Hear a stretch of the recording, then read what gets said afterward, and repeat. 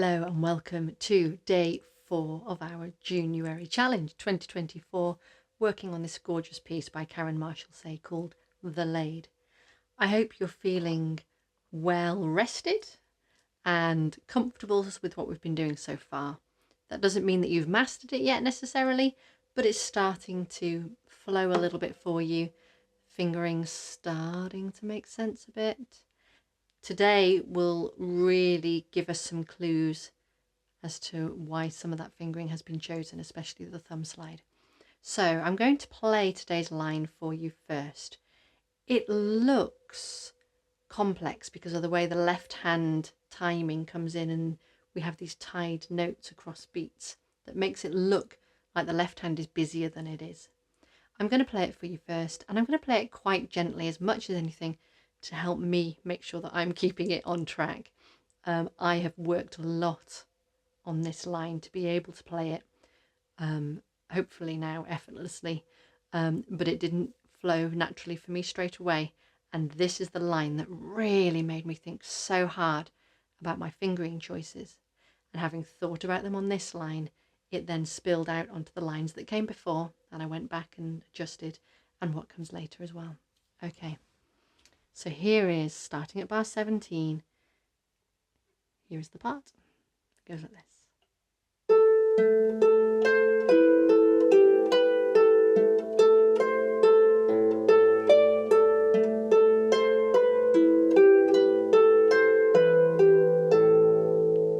Okay, and I have to admit I was concentrating so hard on the notes there, I didn't really do enough or anything with the dynamics.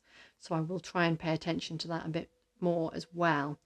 So first of all, let's just demystify this left hand in terms of what's actually happening in it. And I'm going to give you some fingering for it that I do really want you to try and do. You can leap your finger 2 around all over the place, but with the shapes of what's going on and the busyness of what's happening in the top hand, I think it's too much to think about. So our first notes are A to an E. This is around middle C, and a nice 3-1 there. Don't worry about the timing quite yet. And we're going to come off after that. Then, and that ties on, so we don't have to worry about playing any additional notes, coming down to an octave A to A. And I'm going to do 1 and 4.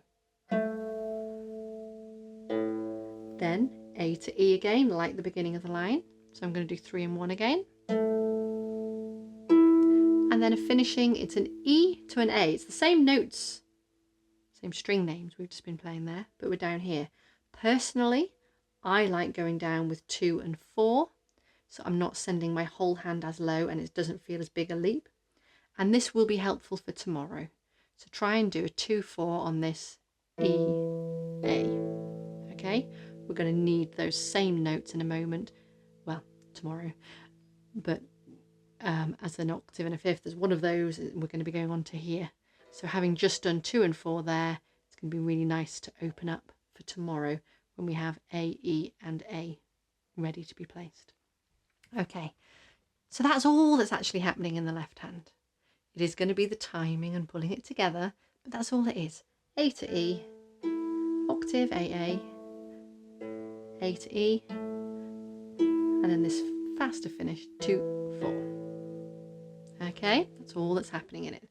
Top hand, we're going to have some thumb slides like we've had so far. I'm also going to recommend some switching around of fingers when we're coming back to the same note. So we have A, C, A, and then we're going to have A, D, A. And rather than just going 2, 1, 2, 2, 1, 2, I'm going to recommend a little bit of a switcheroo on which finger we're using, whether it's a 3 or a 2. And in part, that's my love of repeated notes coming out with a different finger. Really helps with the flow rather than pulling that finger in and having to turn it around again to get back out. But also, if we choose them carefully, it will really help with the placing of the left hand. Because when I didn't give this detailed thought to the fingering, I couldn't play this line. My left hand just fell all over the place. My timing went all over the place. I couldn't make rhyme nor reason of it. And once I tied my right hand fingering in to help with what I wanted my left to do, what felt secure for my left, then it started to flow. So right hand is A, A, C, B, A, G, B, A. So the first A is on its own. I'm going to have it as a finger 2, and I'm just going to play that really beautifully. And then I'm coming on with my A and my C. And although I could go 2, 1, 2, 3, 4, I'm going to do my thumb slide, which fits with these same notes we've done it on before. So I'm going to go 2, 1, 1, 2, and then my thumb comes back to the B and finger 2 onto the A. So that's our first phrase in this right hand. So we have the A on its own, back onto A and C, and then thumb slide.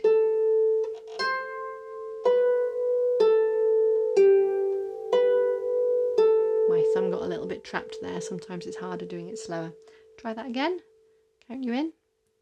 3 and 4 and A and.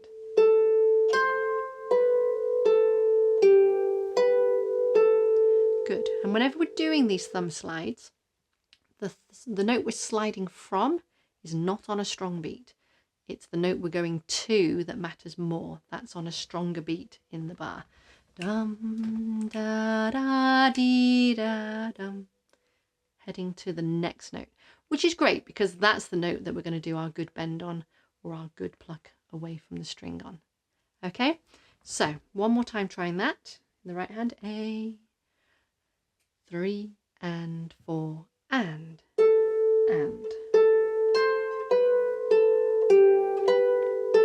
Okay, so we've just played that last A, the beginning of bar 18. We've just played that with a finger 2. We're about to play the A again. We're going to go A, C, and then the A yet again. So what I'd like to do, we've just played it with a 2. I'd like to go with a 3 and a 1 and back to a 2. Okay. The only reason I've done the 3 there, because the previous A was a crotchet, it was a quarter note, I had lots of time. The reason I came on with a 3 was more about this part, because I want to end on a 2. And that's a really nice move. Then we're going to go A, D, A, and this time I'm reversing it. I'm going to go 2, 1, 3. So it's the opposite of the previous one. And tomorrow, when we do this similar tune but with more busyness, even more going on in the left hand, that choice of fingering is going to make even more sense. But it does help here too, because ending on a 3 there at the beginning of bar 3, bar number 17, 18, 19, that 3 is going to really help with the finger 3 being the next note in the left hand. Then I'm going to go 2, 1, 2. Okay, and then our ending. And I feel quite comfy there going 3, 1, just because I've just used my 2 quite a bit. 3, 1, 2, and there's our thumb slide ending again. And that little phrase there is exactly the same as the end of line 3. 2, 1, 1, 2, 1. And again, I agonized over that fingering. This is the point that influenced the whole of the rest of the piece, this exact point. Because when I tried to do things like 2, 1, 2, 3, 1, and I was doing that, but I was trying to do 2 and 4 down here, it didn't tie up. My head couldn't get my fingers into the right place soon enough, because I had the 2 and the 4 here, but the 2 and the 3 there.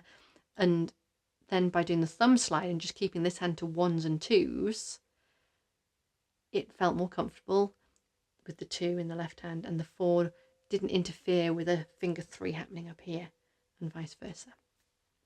Okay, so try putting that whole of that right hand together, starting at the beginning of the line, and I'll maybe shout some numbers out at you again, just to be thinking it through, okay? So, beginning of line 4, 5, 1, 2, 3, and 4, finger 2, 2, 1, 1, 2, 3, 1, 2, 3, 1, 2, 2, 1, 3, 2, 1, 2, 3, 1, 2, a slide. Okay, it's worth persevering with. It's not the end of the world if you did 2, 1, 3, where I was suggesting 3, 1, 2, and switch them around, and then did 2, 1, 3 again. It will help you though if you get it the way I've suggested, especially tomorrow. Be more helpful for the pulling together of the hands. So if I now put these hands together, and you may not be ready yet to do that, and that's okay. I'm going to have my left hand anchored on, and then my left hand's coming in the gaps in the melody, in the longer notes in the melody. So the top hand plays an A, then my left hand plays an A, then my top hand plays A, C, and it's slid, and now both hands are playing thumbs. And my left hand's going to get ready with the octave A, right hand plays its finger 2, left hand plays its note, top hand's going to go 3, 1, 2. Left hand plays finger 4, and it's going to come up. Top hand's going to go 2, 1, 3, and my right hand's getting ready on a 3 and a 1. So the top hand goes 2, 1, 3, left hand 3. So it ties together, top hand carries on. 2, 1, 2, left hand. 3, 1, I'm getting ready with my 2, 4 down here. Top hand carries on. 2, slide, and then together. Okay, there is this note E at the end of the line in the top hand. That's going to lead us into tomorrow. So I'm not going to worry too much about that, other than to highlight again, there's our E leading us somewhere. So does that sort of make sense in terms of finger choice and timing and what lands where? It's going to take a bit of playing around, definitely. I will finish this video with a strict in time version for you, just so that you've heard it properly. You know, the last thing you've done before you go and work on it is heard it properly aligned. And then definitely come and join me in the play along video, where we'll do it at these 3 different speeds. So there'll be a really, really gentle one where you can really have enough space to think about it as it lands. So I'll play it through now. I'm not expecting you to join in with this, more that I'd like you to hear and hear where things land. Okay, and then lots for you to go away and work on. So I'm going to make sure my shoulders are released. And I'm going to start at bar 17. 3 and 4 and.